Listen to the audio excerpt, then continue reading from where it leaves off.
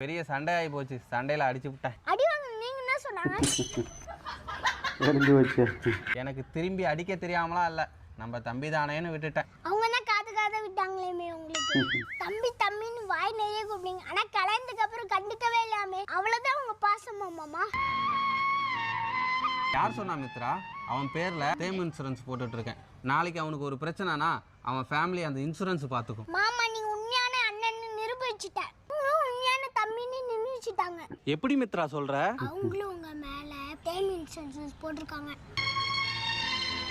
ரொம்ப பாசக்காரங்களா என்ன மாதிரி தான் இருப்பான். அப்புறம் இதுக்கு மாமா இந்த வரதுக்கு வண்டி போய் பேசலாம்ல. ஒரு நாள் எல்லாம் மாறும் மித்ரா. ஏன் மாமா அந்த நாள் இன்னைக்கா இருக்க கூடாது? போ மாமா போ. மாமா எப்படி மாமா இந்த இன்சூரன்ஸ் போன்னு தோணுச்சு? எல்லாம் உங்க அம்மா தான் சொல்லி கொடுத்தாங்க. அதானே பார்த்தா உங்களுக்கு அறிவு வந்துச்சோ பயந்துட்டு